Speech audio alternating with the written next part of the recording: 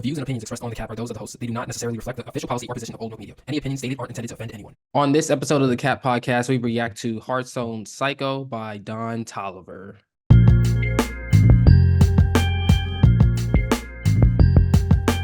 Welcome back. This is episode 509 of your critical but accurate tour through Hip Hop the Cap podcast. We are your tour guides. I am Nate Sperlin. That is Taylor McLeod. Thank you for tuning in on YouTube, Spotify, Apple Podcasts, or wherever else you might be tuning in. Feel free to go ahead and join the conversation by leaving a comment, liking this video, and subscribing to the channel. Sharing it with your friends also helps a lot. That being said, Taylor, how are you doing today? You know how people say, like, oh, I can't complain. Yeah. Oh, I can complain. I'm going to.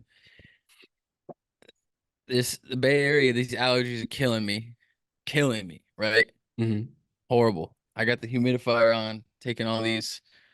It's that, it's just a bad time. And then listen to this. So as we came on to record, I went to pick my headphones up from like the countertop, and the cushions on them on my regular headphones that I wear had melted to this thing. How do they melt? I don't know, but they ripped off. Like half the cushion was stuck to this, like where I had them laying. I mean, they're old, they've been around a long time, and I wear them a lot, so who knows? But yeah, I went to pick them up, and half the like cups on the headphones, half the like ear pads just ripped right off. So we've had better starts. Not to spoil anything, but that seems to be an analogy for how you're going to feel about this album. But Maybe. anyway, perfect segue. On this episode of the Cap Podcast, we are reacting to Hardstone Psycho by Don Toliver. The album is 16 tracks, 51 minutes long, featuring Kodak Black, Charlie Wilson, Cash Cobain, Travis Scott twice, Future, Metro Boomin, and Tizo Touchdown. Once again, you could join the conversation by leaving your comments on this album in the comments below. That being said, Taylor, what did you think about Hardstone Psycho? So my assessment of this is probably not fair, right? But Don Toliver, since he came out, since he debuted and really blew up in 2018 or so, I think it was 2018, 2017, maybe. He's one of those artists where I feel like there's a line of demarcation in my mind. It's like if you came out after I was in college, I'm probably not gonna be there, right? Like I like it's not gonna work for me. So I went into it, expecting not to think much of it, not to necessarily dislike it, but just not have it be my kind of music. And that's how I'm coming out of it. Is this album really isn't for me, but I do have a lot of respect for the lane that Don Toliver is creating for himself, like this sort of like because we've had so many different artists, so many different projects, and so many different lanes, right? But I don't know if we've had this like kind of like hard rock rap intersection, but it's also got like a lot of like biker shit incorporated through it. You know what I mean? Like, can you think of an example of anyone else who's really like done like the combination of excuse me, the combination of hard rock into hip hop? I would say Trippie Redd in his earlier music, definitely. A Love Letter to You and A Love Letter to You Too has a lot of rock elements to that. I would say Lil Uzi to an extent as well. But I'm talking also like the biker stuff. Like it's got like a stuff. very like a specific type of like intersection, right? Because obviously, rock and rap, like right? Yeah. Like that's not a crazy like happened a bunch. But I'm talking like this very like specific like Texas like biker rock. It's like a very interesting, and he's and Don Toliver's leaning super heavy into it, from the cover to like the sound of it. So I do, it's not my kind of music, right? And we'll talk about some music later on that is closer to what I usually listen to. So, but besides that, like I do have a lot of respect for like finding something for yourself and leaning into it and making it your own. Because that's not, we see so much like cookie cutter stuff now where it's just like paint by numbers. You just follow the script and you get, something blows up. But so I have a lot of respect for it. It's not my kind of music, but I do have a lot of respect for what it is. Yeah. I think the biggest thing to take away from that, or the biggest thing that I agree with, is that he's making it his own. I think that if I had to classify this album, I would say it's definitely a mix between or it's definitely influenced by Playboi Carti, Travis Scott, that type of rage hip hop music. But like you said, that the little bit of the biker culture that's mixed into that makes it Don Toliver and makes it his own. So it's not like we can say oh, you stole from Travis Scott or you stole from Playboy Cardi and you're just trying to capitalize on this wave and you're just trying to fit into this wave. It seems like he's trying to take it to a level or to a place that neither Travis Scott or Playboy Cardi can take it, because those two are very cemented in their own lanes. So if I guess if there was a spectrum looking at it now, it's like Travis Scott is on one side, Playboy Cardi's on the other, and Don Toliver is dead in the middle. And I think that that's a very interesting place to be. It's a very smart place to be because one, you are able to he signed to Travis Scott. And I think that this makes they've been compatible in the first place, but I think it makes Travis Scott and Don Toliver more compatible because of the fact that you can have Don Toliver be on a Travis Scott song and mesh well with it, but still bring his own type of identity to that. I think that on top of that, if they ever, well, they're definitely going to do shows again together. And when they do shows together, now you have a consistent vibe from the opener Don Toliver to the closer Travis Scott. So from that way as well, it makes a lot of sense. I think. I mean, they've done projects together, Jack Boys. I mean, I'm not really a fan of that, but they have done projects together. And if they ever decide to make a collab project, I think now is the perfect time to do that because again, of where Don Toliver has placed himself on this spectrum that I just thought of, where he's placed himself there to where now it's not going to be Jack Honcho, where we're having Quavo basically try to do his best Travis Scott impression for like 10 songs or 15 songs. It's going to be Don Toliver being Don Toliver, but still kind of sounding like Travis Scott, which is two different things. So I think that overall, if I had to classify or if I had to contextualize this album in one word, I'd say it's really smart. I think it's smart in the way that he goes about executing this album. I think it's smart for his career overall. Um, I think that this album also shows versatility and growth with Don Toliver. His last album, trying to find the name of it, but the last album, it was kind of more like it was more R&B-ish. He was definitely it was like more like for lack of a better term, I'm just gonna keep it short and say it was more R&B-ish. The title of the album is called Lovesick. And that was a good album too. But it felt like songs that we heard before. But here we're getting a new again, we're getting a completely new identity from Don Toliver, and I think that's very important. I think the amount of detail that he puts into this album is apparent from, like you said, the album cover to the music, the beats that he's picking. You can see from the cover art, which we've all seen. You guys are seeing it up here, kind of a little bit, or also maybe like down here for a little bit. But the cover art, you look at it and you know what the music is going to sound like. And we've been talking about this for the past 3 to 4 episodes of complimenting artists on how their album cover looks as it relates to the music. And we're going to do it again on our next episode as well. I know I'm going to do it for a fact. But having that, being able to put that attention to detail and also on the track list. I don't know if you were able to see the track list, but it was kind of like um it kind of looked like from the viewer, the point of view of the viewer sitting on a motorcycle and all the songs were like up top there. And I thought that was really cool as well. Another way to give an audience an idea of what to expect from the album. The one thing I am curious to see is how he continues to build this atmosphere that he's creating right now.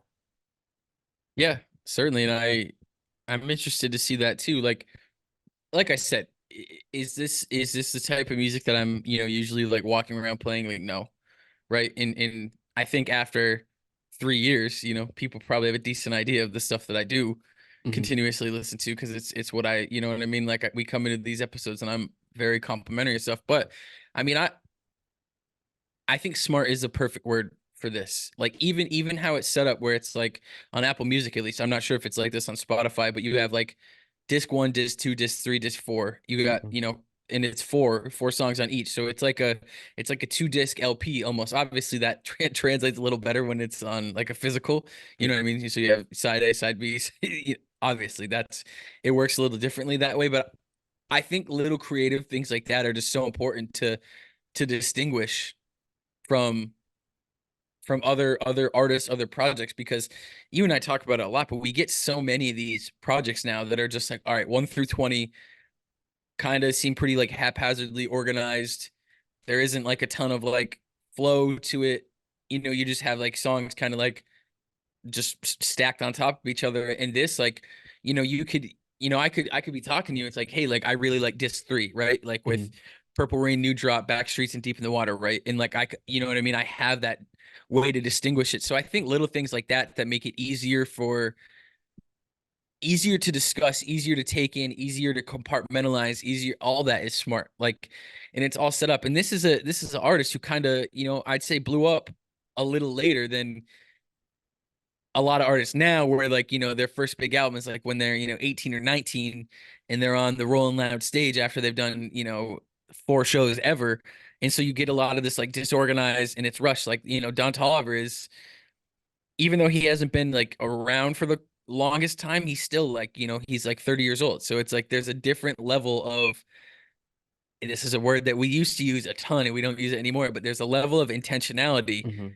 to this that I do have a lot of respect for, even though the music, can be a little too maybe like aggressive for me, right? I usually don't listen to stuff that's like super crazy loud, super like, 808 heavy. But and going back to what you're talking about, that spectrum, I do enjoy how there's some more like pure rock elements here. Yeah. Like it feels like you're like, like I've certainly never been to a biker bar. I don't know if you have, right? I But have it. yeah, I didn't think you had, but you get more of that feeling of like when you watch a movie like that, right? And like, they're in some like bar like that, and like that music is playing, and it's like, oh, okay, like it just does a good job of like creating that environment for you. And I think that's there's a lot of skill that's involved in that, and there's a lot of decision making that's involved in that. And I don't think it's when we get to favorite tracks, I don't think it's coincidence that my 2 favorite tracks are the 2 that sound the least like the rest of them. Mhm. But I do have, I'll keep coming back to it. I have a lot of respect for how this is put together, how it was packaged, how it was released, and then, you know, and it takes a lot, man.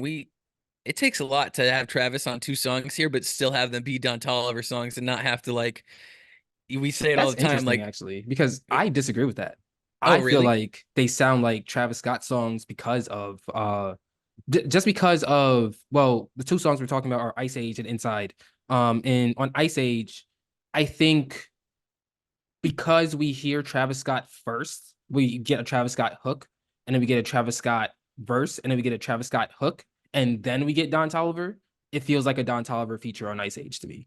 Yeah. See, to W- me, it's the sound. It's just like, because you mhm. and I, it's not my favorite when people have to like clear the whole stage for Travis Scott to Yeah. do his thing, where Okay, you that's have to, fair. you know what I mean, Yeah. get rid of everything. You got to throw all the chairs off. You got to like, you know what I mean, clear it all out. And it's like, all right, now you're ready. It's like, no, like Travis Scott is here, right? And he's dominating, in terms of like the sequencing there.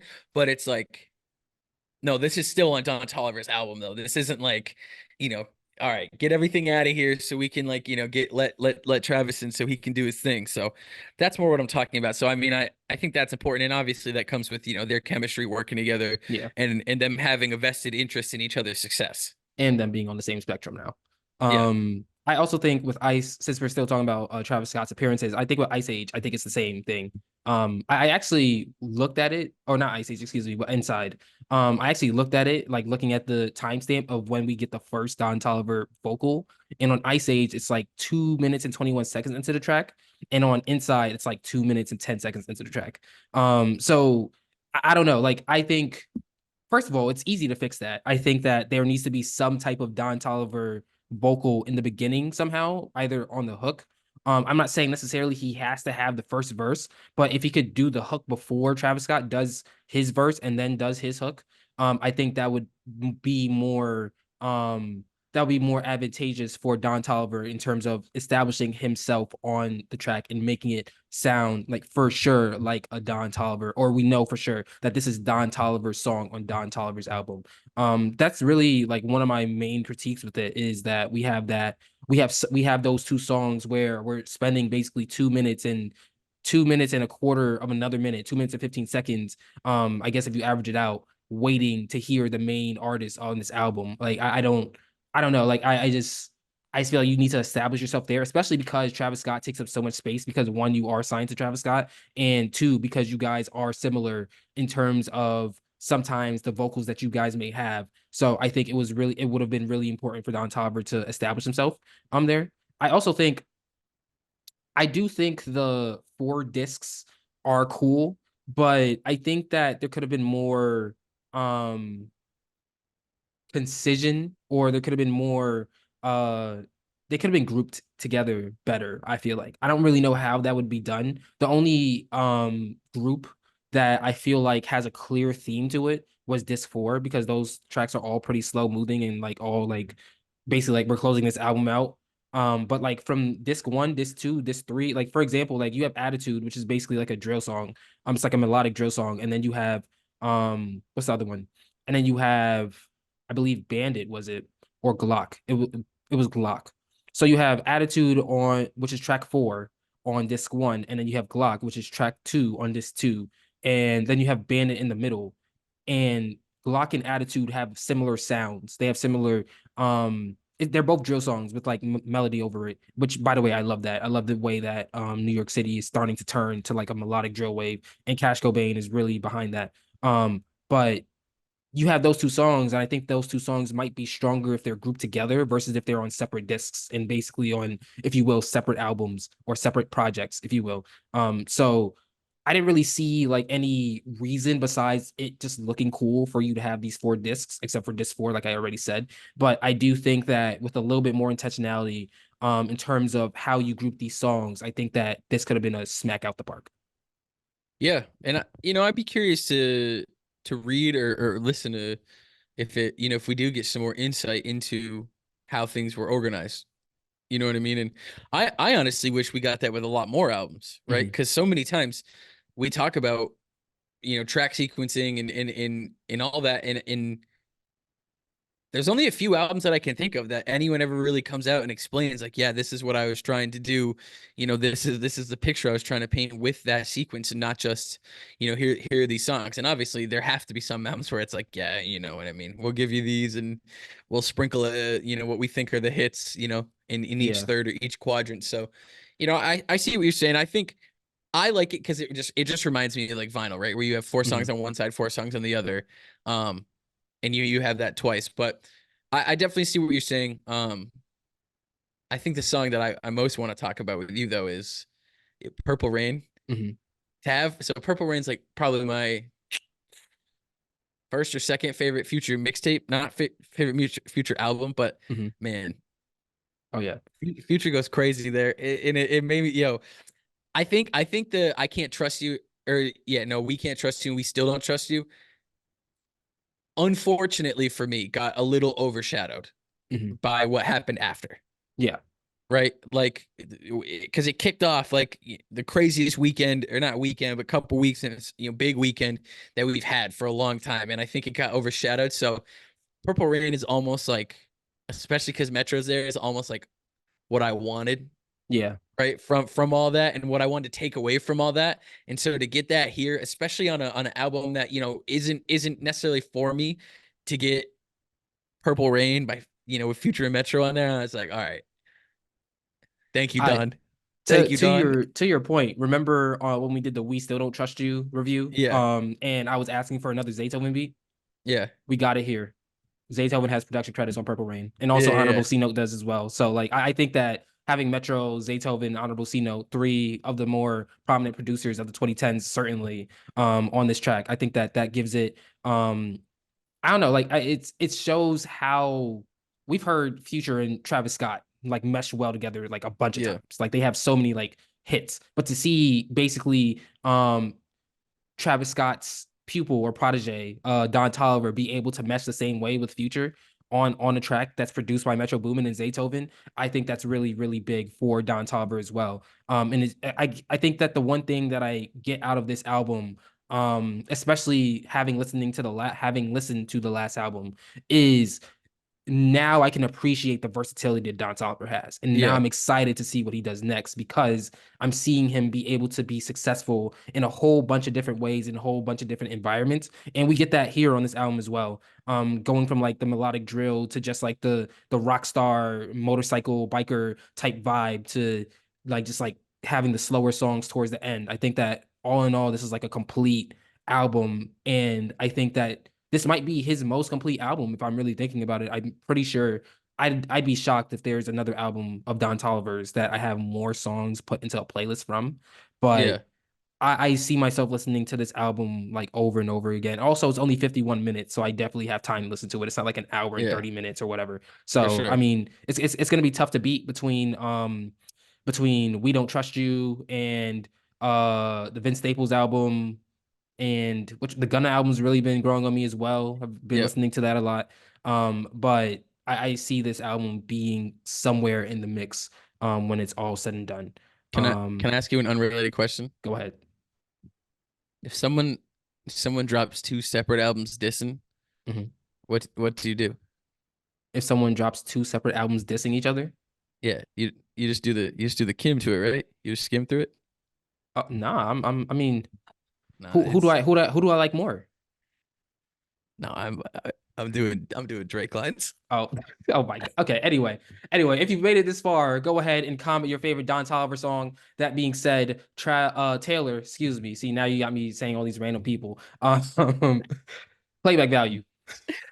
So Want for to talk me, about Drake on a Don Toliver fucking review? Come for on, me, get out of there's a here. few songs here that I'll definitely take with me. I don't really like if I was younger, man. If I was younger and I felt more rage inside me, right? Maybe I would be more apt to listen to this more. So for me, playback value is relatively low. I love Glock and I love Purple Rain. So those two songs are coming with me.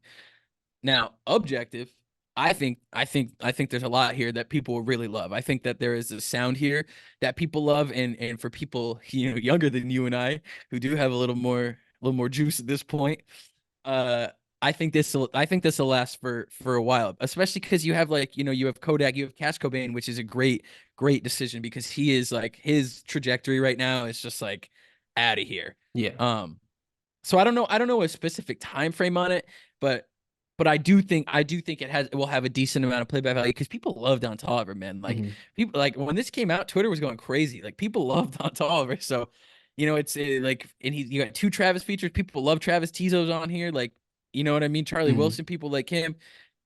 Obviously, like the Brother Stone is a good song, so you have like you have enough here to really like give this some momentum. So I'll say like a couple weeks, couple months. I don't really know. In there for me, it's not so much, but definitely to the masses, I could see it going. Before I get into my playback value, you're telling me that the Celtics game blown out last night didn't give you the juice to want to listen to this album? No, not at all. Okay. Anyway, my playback value. Why would I get the juice to listen to a guy from Texas when Celtics just lost to team? I don't care. Okay, I guess that's fair. So you're saying if he was from Boston, that would give you more juice. No, because I'm only listening to Cousin Stiz from Boston. Anyway, my playback value objectively, I think that this will go for at least 3 months. I think that it, we talked so complimentary about this album, but I think one of the other things that's very important is when it was released, and we're right at the start of the summer. Some people think that Memorial Day is the start of the summer, so if that's the case, then we are in summer right now. But this is the perfect album for people to like be outside and rage to at festivals and stuff like that. So for that reason, I give it objectively 3 months. Subjectively, I'll give it a month for me. There are definitely some songs that are going to stay in the rotation for the rest of the season, for the rest of the year. But I know for a fact that I probably might get tired of this in a month. Final thoughts? Yeah, so my final thoughts are similar to my opening thoughts, but I just think I think it's very cool that Don Toliver has established a lane for himself and continues to carve that lane out. So that's my final thought is that no one else is necessarily doing this because, like you said, we have like Playboy Cardi and the whole opium thing, and you have like a million different versions of that rage thing. But to me, this isn't super like it's not. It doesn't have. There's a lot of like really like pure like rock like heavy. I don't know about heavy metal, but like hard rock here, right? Like biker rock here. And I have a lot of respect for that. And I think that it's very unique in that sense. And I'm so glad you brought it up. I think this album's really smart the way it's packaged, the way it was released. So that's my final thought. I have a lot of respect for it. I think it's smart. Final tracks, usually we have three. I only have two from this one. Sorry, Don Toliver. I'll keep that one for myself because the Dallas Mavericks. But my number one, easily Purple Rain. You know, that was Mhm. like I knew that would be my favorite when I opened the album. And then Glock. I really like Glock. Glock is kind of like subdued. It's a little more, like melodic, like you said. So those are my two, Purple Rain and Glock. What if Don Toliver's at home being angry that the Mavericks didn't get swept because he's a Houston Rockets fan? Do you feel bad after taking away a favorite track from him? No, no, not at all. All right. My last thoughts. With Hardstone Psycho, Don Toliver takes the next step in his artistry by creating an album where the packaging and music work in tandem to create a atmosphere that is unique. My top three tracks are Attitude, Brother Stone, and Purple Rain. Thank you for tuning in to episode 509 of the Cat Podcast. Don't forget to leave your opinion of Hardstone Psycho by Don Toliver in the comments below. If you've enjoyed this episode, feel free to like this video, share with your friends, subscribe to the channel, follow Old Milk on YouTube, Instagram, and TikTok at Old Milk Media. Check out oldmilk.co for more information. I'm Nate Sperlin. He's Taylor McLeod, and we will be back when hip hop tells us to, which is going to be very soon because we're also talking about the No Worries album, which is an episode coming out pretty soon. So see you then. Thank you for watching. We are out.